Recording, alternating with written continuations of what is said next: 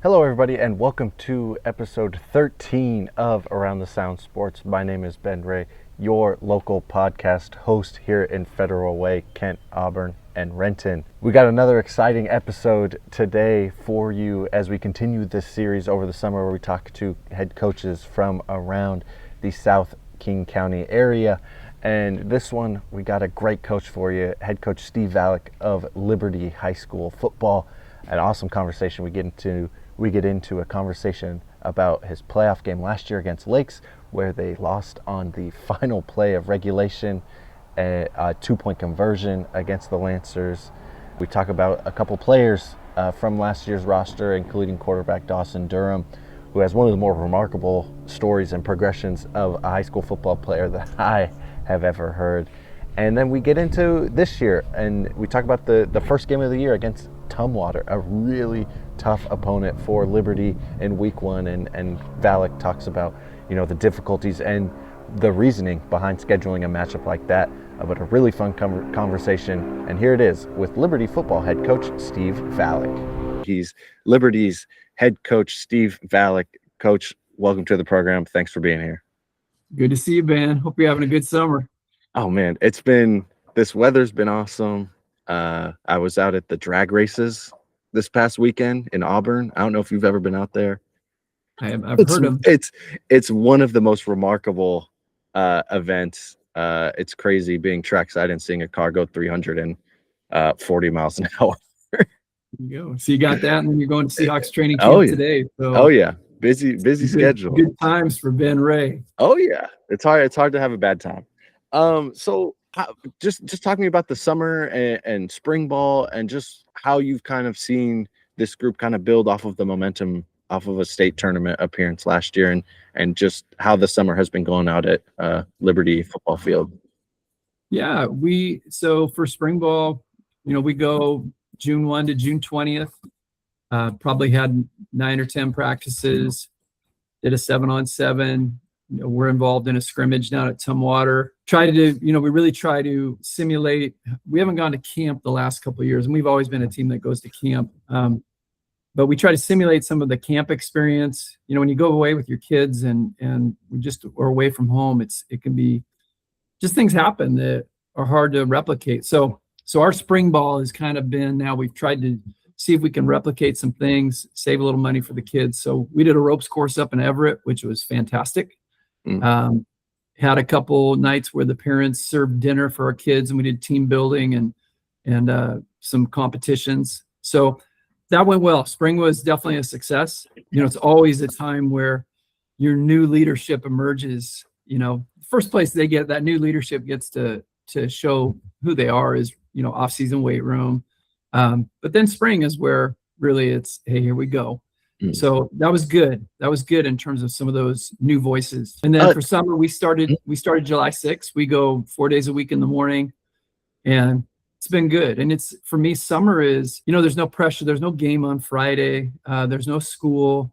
And so it really is a good time where, I think just relationally, it's a great time to get to know the kids a little bit better. And, everybody's dialed down a notch. Still working hard, but so it is a time of hard work, but it's also a time of making those connections. And now I'd like to take time to appreciate our sponsors of Around the Sound Sports, with our first sponsor being Morningside Academy, an elementary and middle school on Capitol Hill that strives to help students catch up, get ahead, and build confidence to reach their full potential. Morningside Academy is now enrolling for the fall. More information about Morningside is available at morningsideacademy.org. And now back to the conversation with head coach Steve Valach. This was a team last year or 2 years ago that was just 3-7, and this past year, completely flipped the script. How much did you see kind of your seniors and juniors setting a foundation for what they want this program to look like moving forward into this year and the year after that, and just what kind of cultural shift you saw last year? Yeah, so we went 3-7. It was the worst record we'd had in a long time, and we were close. We were close in probably 4 of those games. So it wasn't, you don't really think about that, and being close. Nobody counts that in in the win-loss column. It's a loss. But we were close. We had some good players, but we were definitely missing some things. And so I think two factors contributed to us making that leap from going 3-7 to going 9-2. And the two games we lost were about a total of 5 points. So we were really close. But two things. One of them was those kids that got experience in the 3-7 year, they were better players the next year, and they matured. But secondly, and I think, equally or maybe more important, is the off season before this last season was all about what are our standards, and what are the things, not just words on a poster or a paper, but what are the things that we're going to live out, expect, reinforce, call people on. And that was huge. We had some pretty courageous leaders, because anytime you're vocal, especially about standards and expectations, you yourself then become, a person who needs to live out those standards. So it really was that. There were just much higher expectations and standards. And so that led to just being better in all kinds of ways last season. So that was huge. When you have a good season, the danger is to be complacent and kind of think you've arrived. So I think kind of continuing to, just stay hungry. I think we have. And then also having these guys, those leaders aren't here anymore. It's your turn. And so that's just fun. That's the other fun thing about just coaching, is watching kids evolve and develop and mature. Someone that I wanted to talk to you about is Dawson from last year's team. I mean, one of the more remarkable stories, a guy who kind of was thrust into QB1 his junior year and took his lumps. And then last year he takes the team on the brink of a upset in the first round of the state tournament. Talk me through just how much you saw him grow last year and how he kind of made his own impact on this team with his own personal journey. Yeah, he's one of my favorite stories. I've done this for a long, long time. This will be year 39 coming up, 28 at Liberty. Dawson came in, always had a good arm, but I think struggled with some confidence, just taking a snap. And so his freshman year, he played some quarterback. Sophomore year, we kind of were like, hey, you're not going to play quarterback. We're going to move you to receiver, and then our quarterback got hurt. And it was like, okay, hey, we need to move you back to quarterback on the JV team. And he did that. And then even going to his junior year, he was number 3 on the depth chart. So going into his junior year, he was number 3 on the depth chart. And then injuries happened. He got a chance against Interlake, came in, played well. We got a win and never looked back. He just never lost the job. And then his senior year was just, and he's not a guy who's going to stand up and talk in front of the team. He just lives it out by his actions. And he had a terrific year. His first team all league, 14 touchdowns, 1 interception. He didn't throw that interception until week 10. And it was really a lousy call by me that led to that interception.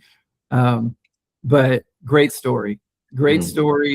And really what high school sports, that always turns into your favorites. The kid who, because it's one thing to come in and be the guy and have all the talent and you're elite coming in, and I don't know how much that prepares you for life afterwards, because nobody cares after you leave high school whether you were elite or whatever. It's you got to be resilient, you got to be tough, you can't be defeated by a failure.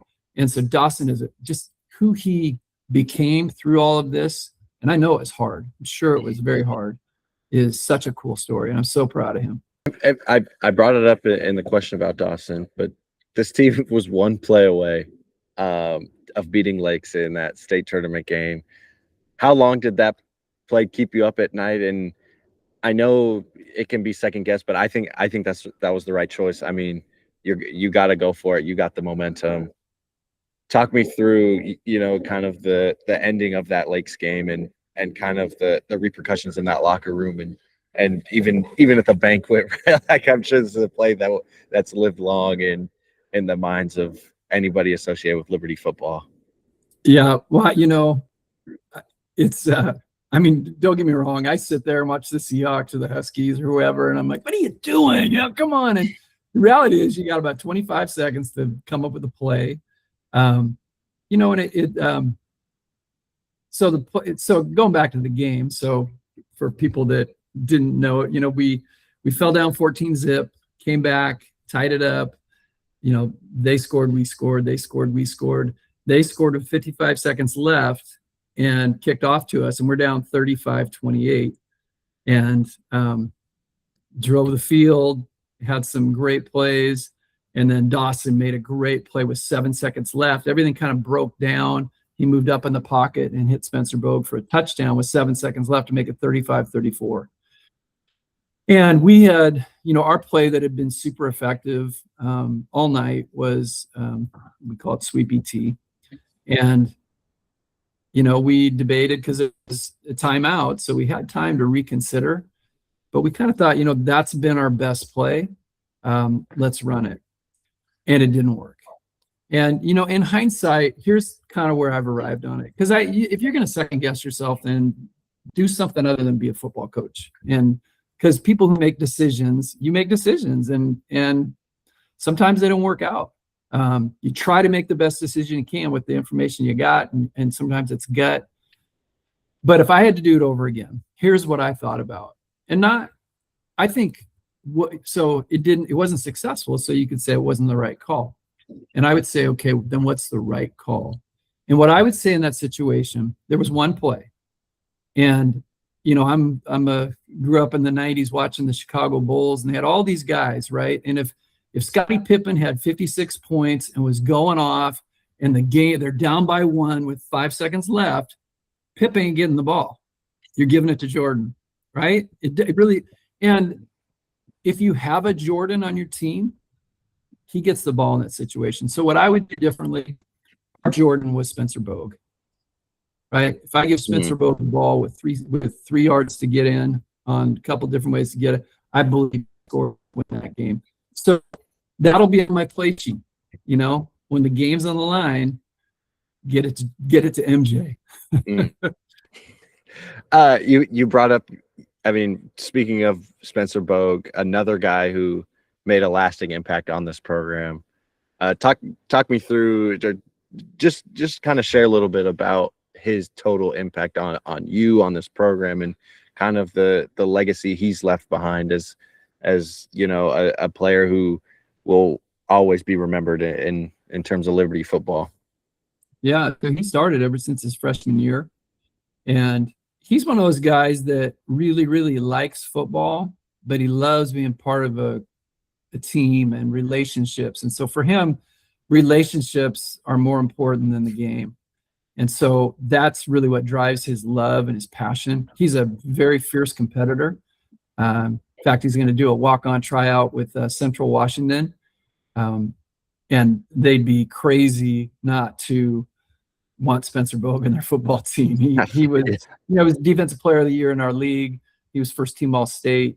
But yeah, just a terrific athlete, and another guy who you wouldn't know by the way he treats people. You kind of go, man, is he aggressive enough to be a great player? Is he got that edge?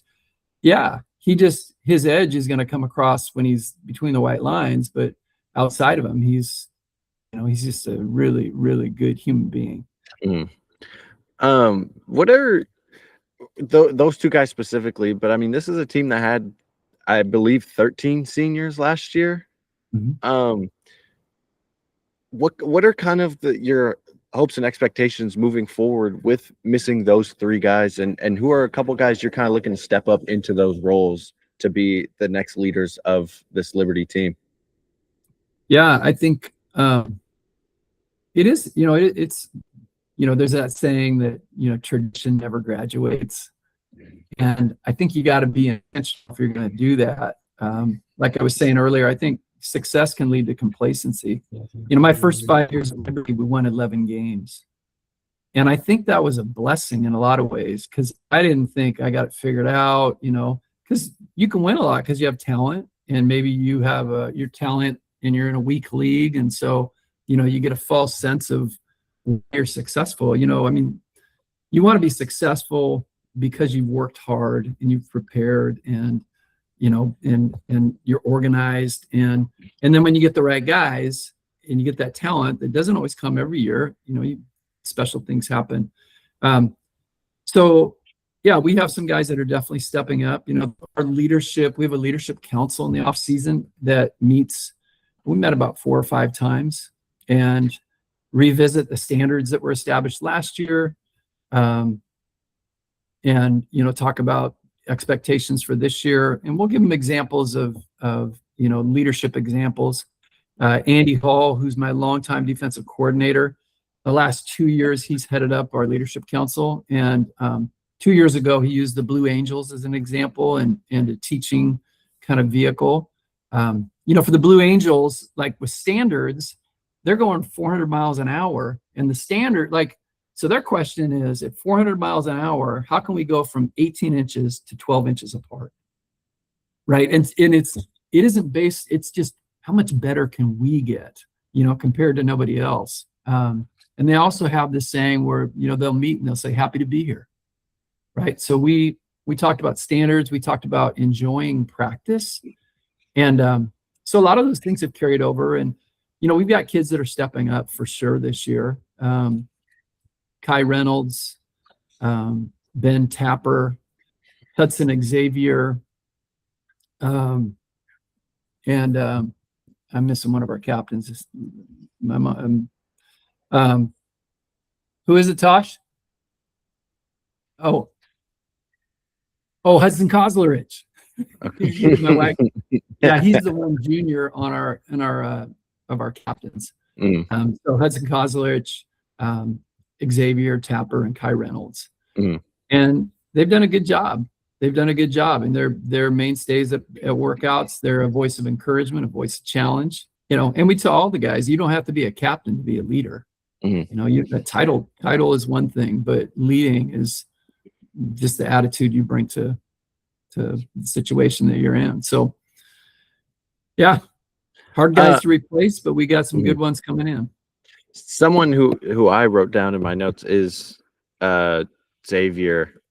I mean, he's kind of just a bowling ball, and a wrecking ball might be a better way to describe him. How much are you looking forward to him taking that next step on the field and as you previously mentioned, off the field? Yeah, he's fun to coach. He's one of those guys that hits you and has a smile on his face and helps you up, and it's all sincere. He plays the game one way, and it's just, he's physical, pretty big kid, good in the weight room. But he's a lot of fun. He's probably, that main voice in that senior class. So yeah, definitely looking forward to coaching him again. Now, I don't know if many teams have as difficult of a opening game as you guys do this year with Tumwater. I'm looking at their 14-0 in their last 14 games against 3A schools, and one of the better run programs. I didn't know that, Ben. You're making me second guess our decision. What are you looking forward to in that game come week 1, and just the challenge that's going to present, and kind of kick the season off right, where, hey, this is the level we want to be at. Let's go see what we got. Yeah, they're a super strong program. We have Kinko, I'm sure is going to change around again this year. We kind of reconfigured, so we had 2 non-league games that we needed to get, and I knew that they were looking for an opponent for week 1, and we looked at our team that's coming back, and obviously we know all about Tumwater and Will Garrow and all those guys, those coaches there have done a tremendous job. But we also felt like, let's schedule a challenging game where we're going to be tested. I think our guys want that, and it'll be good for us. No matter what happens, we're going to play an excellent opponent, and I just think it's a can't lose situation. It's a tighten the chin strap type of game. That's Yeah, oh, for yeah. sure. Who's playing quarterback? What's the quarterback situation looking like, and how do you kind of see that challenge and that position battle heading into this year? Yeah. So we obviously Dawson was a 2-year starter. So right now we have 3 quarterbacks in our program. One rising sophomore, Clayton Bogue, his brother Spencer Bogue. So Clayton played quarterback for the C team last year, and he's been getting reps. And then we also have a rising senior, Colton Hollerbach. And Colton played for us his freshman, sophomore year, didn't play his junior year, and then is back out this year. So those are the 2 who are right now battling for that. And we'll see. Mm-hmm. We'll see.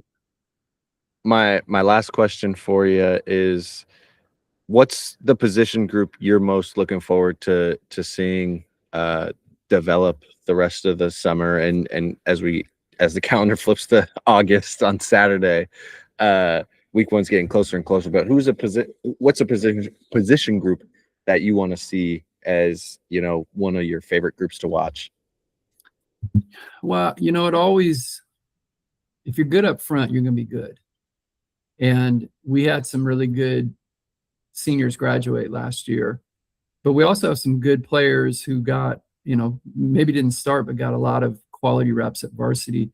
So I'm excited to see our line play on both defensive line and offensive line. It all starts there. That just sets the tone. Obviously, we're a running football team, so offensively, our ability to, move people up front and opens up all kinds of stuff, because then we can play action pass. And so I'm excited to see that group of linemen develop. And then, defensive line wise, we have, all of our linebackers are returning. Mm-hmm. So, they were all underclassmen. So our 3 linebackers, I'm excited to see them play. And again, that our play really have an impact on, if you can occupy some guys up front, it frees up those guys behind you to run and make tackles. So excited for that. Mm. All right, Coach. Well, that's all I need from you. I appreciate you taking the time. Yeah. Well, I will just say again, thanks for what you do. I've known you for a couple of years here now, and your decision to spotlight high school sports in the area, because it's an area that's lacking. I just really appreciated it. I know families do, kids do, grandparents who live out of state who can read about their kids or watch a interview online. So I really appreciate what you're doing for all the families that are involved in high school sports in our area. What an excellent conversation with Liberty head football coach Steve Valach. I really appreciate him taking the time to come on the show. And as we continue this series of talking to coaches across the KingCo, NPSL, and anywhere else in South King County, thank you to everyone for watching. Please remember to subscribe here on YouTube, where you will continue to see these interviews. And once the season starts back up, we will have our weekly breakdowns once again. And please remember to follow us on Instagram at Around the Sound Sports Pod, where we'll post clips from this podcast in short form, vertical content for you guys over on Instagram. And remember to subscribe to your paper as well at the federalwaymirror.com, Renton, Kent, and Auburn Reporters.com. If you subscribe on those websites and live in the service area, you can get a copy to your door for just $5 a month and full access to our digital catalog. Thank you to everyone for watching, and I'll see you around the sound.